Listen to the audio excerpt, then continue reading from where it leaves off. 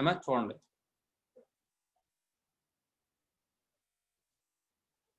Edition theorem on probability చాలా important. వేరే paper వెనక చెప్తాను.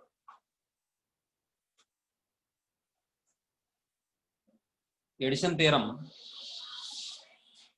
ఆన్ ప్రాబిలిటీ ఏమై next addition theorem on probability. ఈ స్టేట్మెంట్ కూడా మీరే రాయాలి. వాడు ఏమంటాడంటే క్వశ్చన్ లో state and prove addition theorem on probability అంటాడు. ఇక్కడ ఏ థియరమ్ కూడా స్టేట్మెంట్ వాడు ఇవ్వడం ఎగ్జామినేషన్ లో. ఎందుకంటే చూడండి ఒకసారి ఇక్కడ స్టేట్మెంట్ ఏంటంటే if e1, e2 are any two events of a random experiment,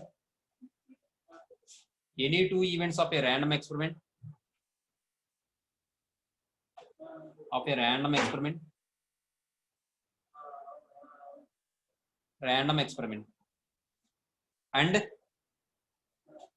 P is a probability function. Capital P is a probability function.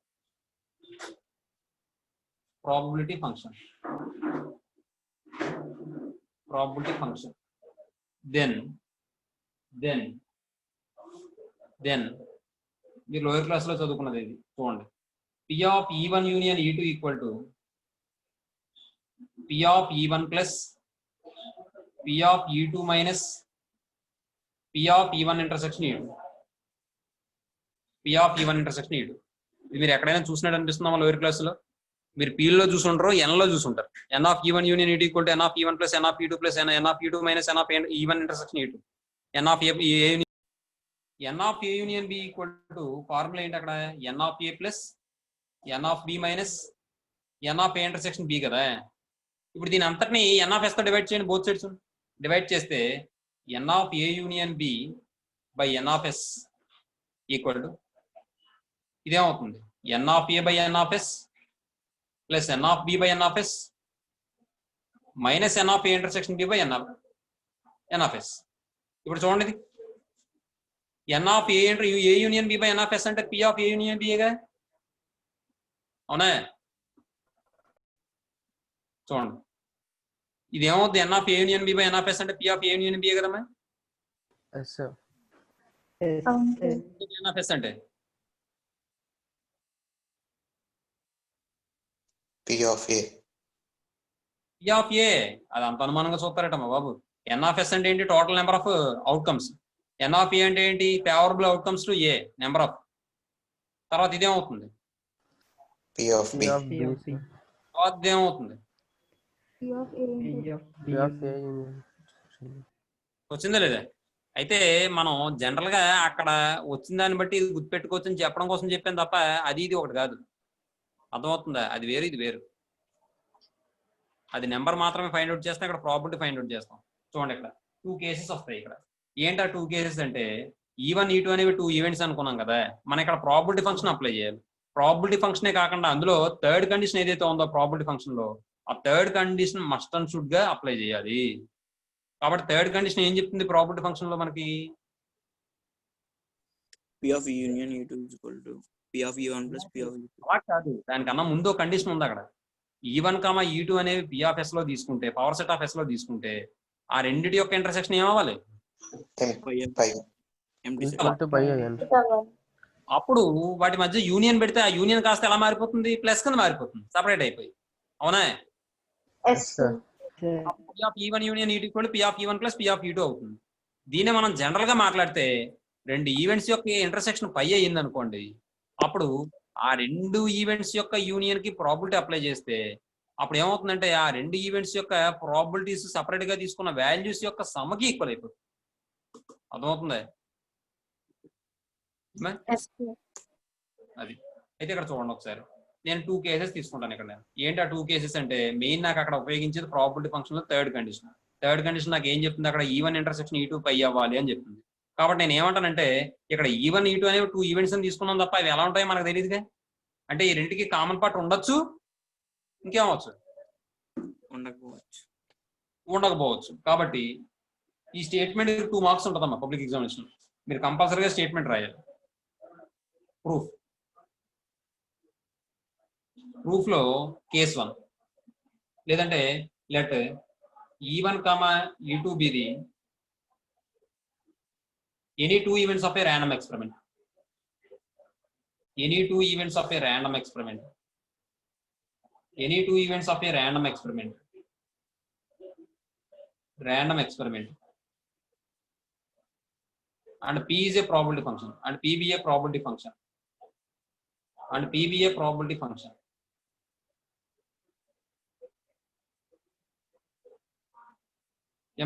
ఇప్పుడు ఫస్ట్ కేసు ఏంటంటే ఆ రెండింటి ఇంటర్సెక్షన్ పై అంటాం, అంటే కామన్ పార్ట్ లేదు. చూడండి కేస్ 1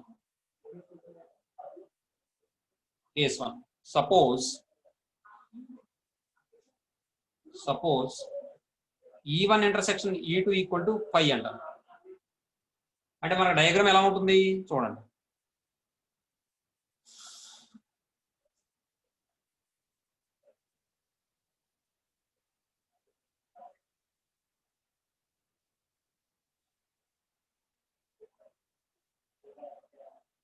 ఏమండి, ఇది E1 అండి, ఇది E2 అండి, ఇది మొత్తం శాంపిల్ స్పేస్ అండి.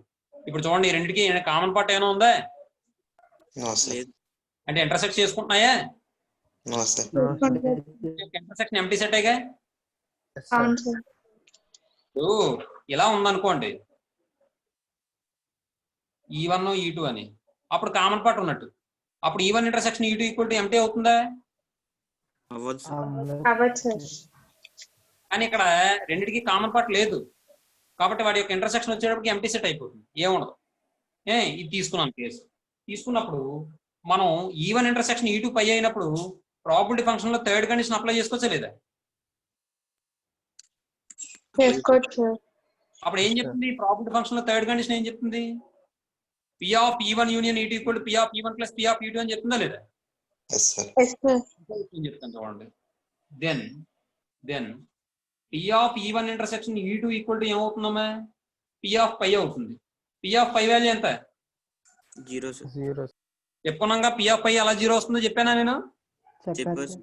P of S వాల్యూ ఎంత? 1 అవుతుంది. ఏమండి, ఇప్పుడు చూడండి P of phi equal to 0 అయిపోయింది. నెక్స్ట్, ఇప్పుడు బై ప్రాబబిలిటీ ఫంక్షన్ లేదా బై యాక్సియం ఆఫ్ ఎడిటివిటీ లేదా బై యూనియన్ యాక్సియం ఎలా అయినా చెప్పచ్చు. బై యాక్సియం ఆఫ్ ఎడిటివిటీ లేదా యూనియన్ యాక్సియం ఎలా అయినా చెప్పచ్చు. బై యాక్సియం ఆఫ్ ఎడిటివిటీ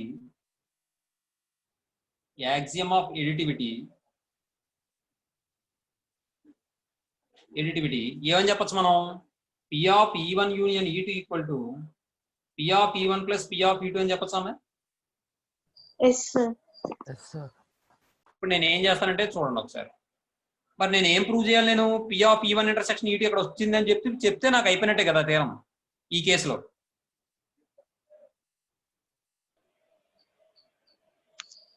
ఇక్కడ P of E1 intersection E2 ఇక్కడ వచ్చింది అనుకోండి, దీనికి నాకు తీరం అయిపోయినట్టే కదా ఈ కేసులో.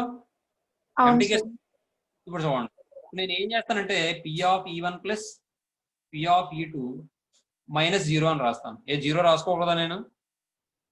రాసుకోవచ్చు.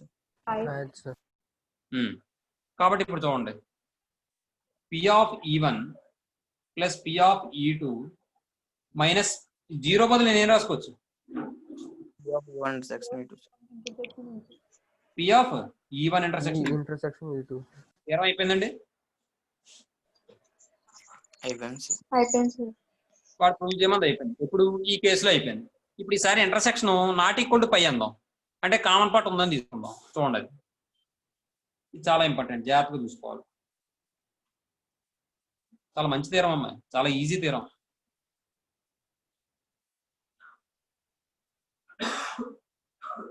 చూడండి కేస్ 2లో ఏమంటానంటే, suppose E1 intersection E2 not equal to 5 అంటే ఒక డయాగ్రామ్ వేద్దాం. చూడండి,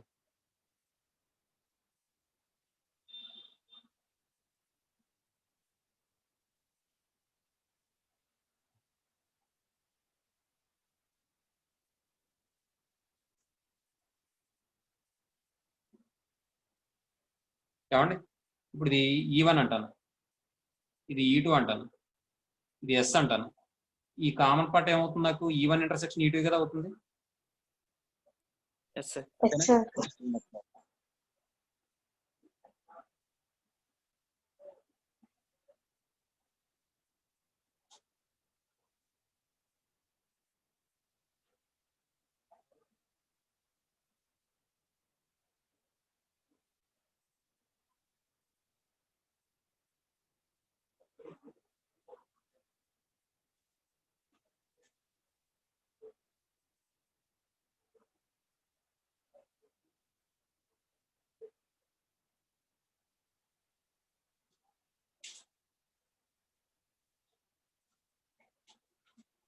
ఏమండి చూడండి, ఇది ఇప్పుడు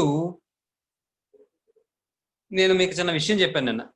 జనరల్గా A మైనస్ బి అంటే ఏంటి?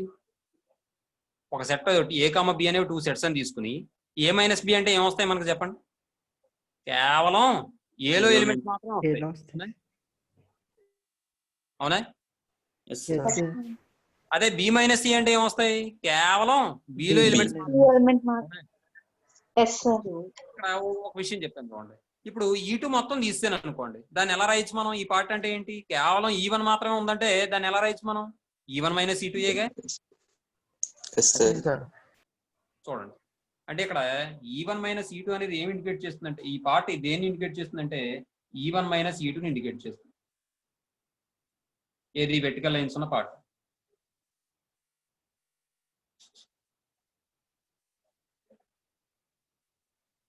ఏమా మరి ఇప్పుడు ఈ నెట్ లో ఉంది కదా, ఈ నెట్ పార్ట్ ఏం ఇండికేట్ చేస్తుంది? U1 section E2. E2 equal to ఈ పార్ట్ ఇండికేట్ చేస్తుంది.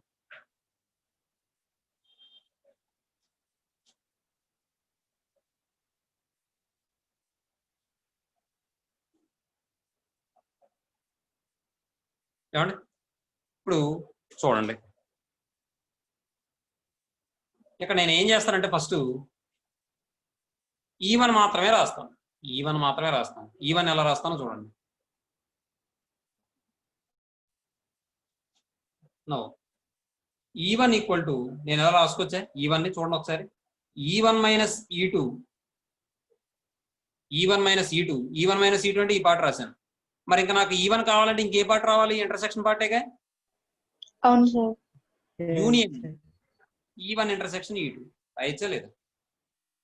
రాయొచ్చు సార్. ఇప్పుడు ఇంకో విషయం, మరి ఇప్పుడు E1 minus E2 union E1 intersection, ఇది క్లారిటీగా అర్థమైందా లేదా? అర్థమైంది సార్. అర్థమైంది సార్. భాస్కర్ సార్ అర్థమైందా నీకు? అర్థమైంది సార్. అండ్ అండ్ ఒకసారి చూడండి ఈసారి. ఇప్పుడు ఈ రెండింటికి ఇంటర్సెక్షన్ పెడితే ఏమవుతుందో చెప్పండి నాకు. ఈ రెండింటికి ఇంటర్సెక్షన్ పెట్టడం అంటే దాని అర్థం ఏంటి చూడండి ఒకసారి. ఆ రెండింటికి ఇంటర్సెక్షన్ పెట్టడం అంటే ఇప్పుడు E1 minus E2 intersection E1 intersection E2 అన్నాను అనుకోండి. ఒక చిన్న ఎగ్జాంపుల్ తీసుకుంటాను, చూద్దాం. చూడండి ఒకసారి. 1 2 3 4 5 6 7 8 ఏమా. ఇప్పుడు E1 మైనస్ E2 అంటే ఏమొస్తుందో చెప్పండి నాకు. 1 2 3 1 2 3 sir. Yes, sir. 1 2 3. నెక్స్ట్ ఇప్పుడు ఈసారి ఇంటర్సెక్షన్ E1 ఇంటర్సెక్షన్ E2 అంటే ఏమొస్తుందో చెప్పండి నాకు. 4 5 మరి ఈ రెండుకి ఇంటర్సెక్షన్ పెడితే ఏమొస్తుంది మనకు? 5 sir. ఎంటీ సెట్ వస్తుంది అంతే కదా. అవును సార్. 10 sets sir. అంటే ఈ రెండు సెట్స్ కి కూడా కామన్ ఎలిమెంట్స్ లేవు కాబట్టి ఎంటీ సెట్ వస్తుంది. అర్థమవుతుందా? కాబట్టి అలా కాకపోయినా ఇంకోలా కూడా చెప్పచ్చు. చూడండి ఒకసారి. ఇది E1, ఇది E2 ఏమండి. ఇప్పుడు E1 మైనస్ E2 అంటే ఇది. E1 మైనస్ E2 అంటే ఈ పార్ట్. దీనికి E1 మైనస్ అంటే E2 అంటే ఈ పార్ట్ నేను డార్క్ చేసిన పార్ట్. మరి E1 ఇంటర్సెక్షన్ E2 అంటే ఈ పార్ట్ లైన్ లో డ్రా చేసిన పార్ట్. మరి రెండుకి కామన్ గా ఏమైనా ఉందండి? No, sir. No sir. E1 minus E2 అంటే ఈ పార్ట్. E1 ఇంటర్సెక్షన్ E2 అంటే ఈ పార్ట్. ఈ రెండుకి ఇంటర్సెక్షన్ పెడితే ఏమవుతుంది? ఖచ్చితంగా ఎంప్టీ సెటే కదా అవుతుంది. Yes, Yes, sir. sir. అర్థమైందా? మీకు క్లారిటీగా అర్థమైందా? అర్థమైంది సార్. Yes, sir. అర్థమైంది సార్. ఇప్పుడు చూడండి.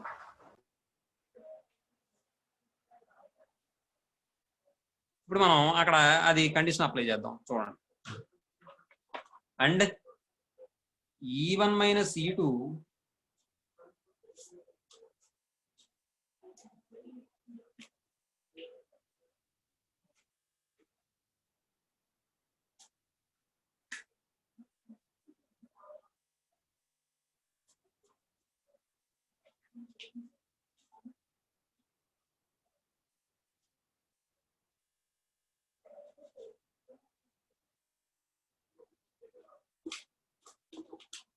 చూడమ్మా. E1 minus E2 intersection E1 intersection E2 equal to పైగా అవుతుంది నాకు. పైన Sir. Yes sir. మీరు చూడగానే మనం ఏం అప్లై చేయాలి? ప్రాబిలిటీ ఫంక్షన్ యొక్క థర్డ్ కండిషన్ ఏం చెప్తుంది? ఇది ఒక ఈవెంట్, ఇది ఒక ఈవెంట్ అనుకోండి. అక్కడ E1 మైనస్ E2 ఉందా, E1 ఇంటర్సెక్షన్ E2 ఉందా అనేది నాకు అవసరం లేదు. కానీ ఒకటి మాత్రం గుర్తుపెట్టుకోండి, రెండు ఈవెంట్స్ యొక్క ఇంటర్సెక్షన్ పై అయ్యిందంటే వాటికి ప్రాబిలిటీ ఫంక్షన్ అప్లై చేసి యూనియన్ పెడితే ఏమవుతుంది? మధ్యలో ప్లస్ వచ్చేస్తుందా లేదా? వస్తుంది సార్. E1 ఇంటర్సెక్షన్ E2 పై అయింది. ఈ రెండు ఈవెంట్స్ యొక్క ఇంటర్సెక్షన్ పై అయింది కాబట్టి ఈ రెండింటి యొక్క యూనియన్ కి ప్రాబిలిటీ అప్లై చేస్తే ఏమైంది? ప్లస్ అయిపోయిందా లేదా? అయిపోయింది Yes, సార్. sir. అలాగే ఇక్కడ ఈ రెండు ఈవెంట్స్ యొక్క ఇంటర్సెక్షన్ పై అయింది కాబట్టి ఆ రెండు ఈవెంట్స్ కి యూనియన్ పెట్టి దానికి ప్రాబిలిటీ అప్లై చేస్తే ప్లస్ అయిపోతుందా? Yes, sir. ఎస్ సార్ అయిపోతుంది sir. P of then P of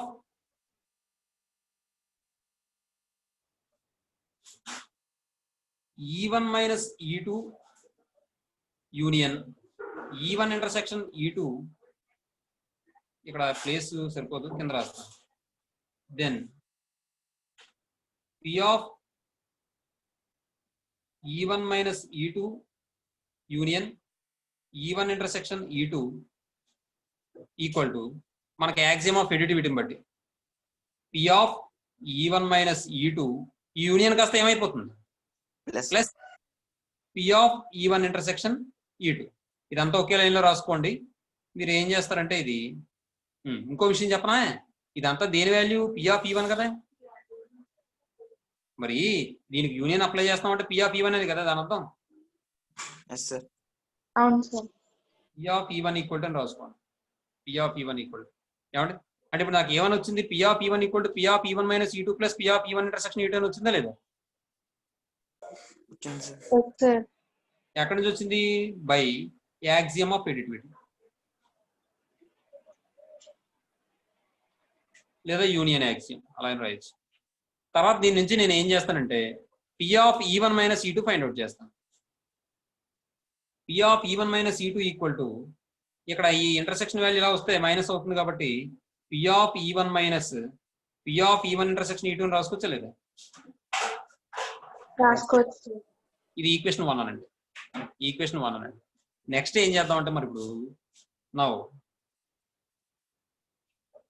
ఈసారి E1 union E2 equal to E1 union E2 equal to E1 union E2ని ఎలా రాస్తామో చూడండి. E1 మైనస్ E2 అని రాశాను. నాకు E1 యూనియన్ E2 అంటే ఈ మొత్తం రావాలి కదా. E1 E2 రెండు కలిపితే వచ్చే వాల్యూ రావాలి కదా, నాకు ఈ మొత్తం వచ్చేయాలి. మరి నేను ఏం రాశాను? కేవలం E1 మైనస్ E2 మాత్రమే రాశాను. మరి ఇక్కడ నాకు E1 యూనియన్ E2 రావాలంటే ఇంకేం రాయాలి? E2 రాయాలి. కాబట్టి యూనియన్ E2 రాసుకోవచ్చా లేదా? అర్థమైందమ్మా నేను చెప్పింది? E1 యూనియన్ E2 అంటే E1 మొత్తం తీసుకోవాలి, నేను E2 మొత్తం తీసుకోవాలి, ఇలా తీసుకోవాలి మొత్తం అంతా. కానీ నేనేం చేశానంటే E1 యూనియన్ E2 అంటే కేవలం ఈ పార్ట్ రాశాను, E1 మైనస్ E2 పార్ట్. మరి ఇంకా నాకు ఏ పార్ట్ రావాలి? మొత్తం రావాలంటే E2 ఒకటేగా రావాలి. కాబట్టి యూనియన్ E2 అని రాశాను. ఏమండి? అండ్ మళ్ళీ రెండుకి ఇంటర్సెక్షన్ పెట్టండి. E1 minus E2 intersection E2 చూడండి. E1 మైనస్ E2 అంటే ఈ పార్ట్ ఈ పార్ట్ దీనికి E2కి ఇంటర్సెక్షన్ పెడితే ఏమవుతుంది? కామన్ గా ఎలిమెంట్స్ ఏమైనా ఉంటాయా? ఉండవు సార్. చూడండి ఒకసారి. లేకపోతే ఇక్కడ ఈ ఎగ్జాంపుల్ లో చూడండి. E1 మైనస్ E2 అంటే ఏంటి? 1 2 3 అవునా? Yes sir. E1 minus E2 intersection E2 అన్నాను నేను. E1 మైనస్ E2 అంటే ఏంటి? సెట్ 1 2 3. E1 మైనస్ E2 అంటే కేవలం E1 లోనే ఉంటాయి, E2 లో ఉండవు ఎలిమెంట్స్. అది మాట. ఇంటర్సెక్షన్ E2 అంటే ఏంటో చెప్పండి నాకు. 4 5 6 7 8. 4 5 6 7 8. మరి రెండుకి ఇంటర్సెక్షన్ పెడితే ఏమైంది? Empty sets. అర్థమైందమ్మా? అందరికీ అర్థమైందే? అర్థమైంది సార్. ఎవరికైనా డౌట్ ఉందా? లేదు సార్. కృష్ణ అర్థమైంది సార్. నిఖిల్ ఏమండి? అదమ్మా. నెక్స్ట్ కాబట్టి ఈ రెండింటి యొక్క ఇంటర్సెక్షన్ కూడా 5 అవుతుంది. ఎప్పుడైతే రెండు ఈవెంట్స్ యొక్క ఇంటర్సెక్షన్ 5 అయిందో వాటికి ప్రాబిలిటీ అప్లై చేస్తే ఏమవుతుంది? యూనియన్ కి ఈ రెండు ఈవెంట్స్ యొక్క యూనియన్ కి ప్రాబిలిటీ అప్లై చేస్తే అది ప్లస్ అయిపోతుందిగా యూనియన్ కాస్త. Yes sir. కాబట్టి ఇప్పుడు ఏం చేద్దామంటే then P of E1 union E2 equal to దీనికి అప్లై చేయాలి. ఇందాక చూడండి E1 కి అప్లై చేసాం. P of E1 equal to, మీరు ఇంకో విషయం చెప్పనా, ఇది స్టెప్ వైజ్ రాసుకోండి. ఇక్కడ P of E1 equal to ఇది రాసిన తర్వాత ఈక్వల్ టు కింద ఈక్వల్ టు పెట్టి ఇది రాసుకోండి. అర్థమవుతుందా నేను చెప్పింది? Yes sir. ఇక్కడ రాసుకోండి. ఇక్కడ ఈక్వల్ టు పెట్టి ఇది రాసుకోండి. ఆ తర్వాత నెక్స్ట్ స్టెప్ లో ఏం చేస్తారంటే ఇది రాసుకోండి. బై యాక్సిమ్ ఎడిటివిటీ అని పక్కన రాసుకోండి. ఇప్పుడు చూడండి, ఈ రెండింటికి ఇప్పుడు ఈసారి E1 యూనియన్ E2 చేసాం అనుకోండి. అప్పుడు మనకి ఏమని వస్తుంది? P of E1 minus E2 plus P of E2 కదా. ఈ యూనియన్ కాస్త ప్లస్ కింద మారిపోతుంది కదా. Yes sir. అవును సార్. ఈ రెండింటి యొక్క ఇంటర్సెక్షన్ 5 కాబట్టి ఈ రెండింటి యొక్క ఇంటర్సెక్షన్ 5 అయితే ఎందుకు మారిపోతుంది అంటే ప్రాబిలిటీ ఫంక్షన్ యొక్క థర్డ్ కండిషన్ ప్రకారం మారిపోతుంది. By axiom of ఎడిటివిటీ.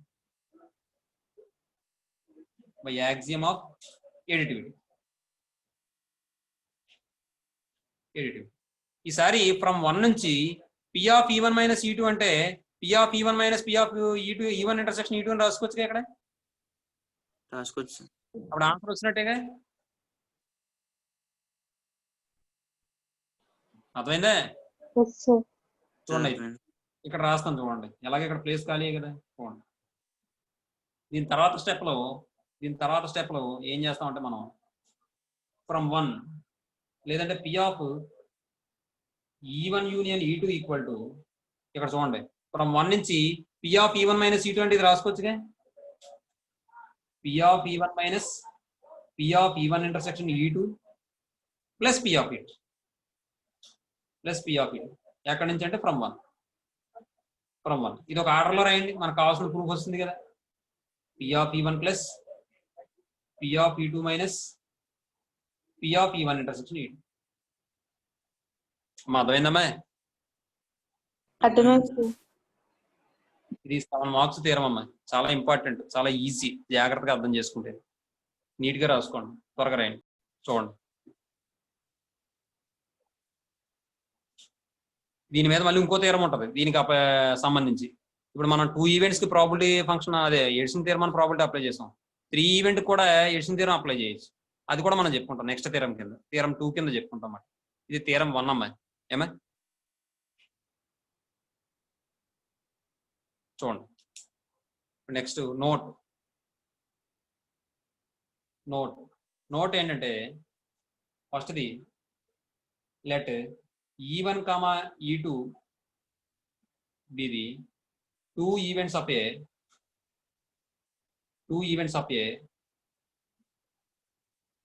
random experiment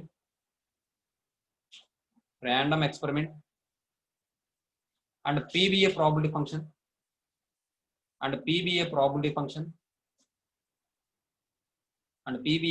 function then P of E1 union E2 equal to P of E1 plus P of E2 minus P of E1 intersection E2. ఏమో దీన్ని మనం ఏమంటాం? Edition theorem of probability అంటాం. Edition theorem on probability అంటాం. Next తర్వాత ఒకటి ఏంటంటే ఇప్పుడు E1 E2 అనేవి ఓ పని చేయండి, మనం నెక్స్ట్ క్లాస్లో చెప్పుకుందాం ఇది.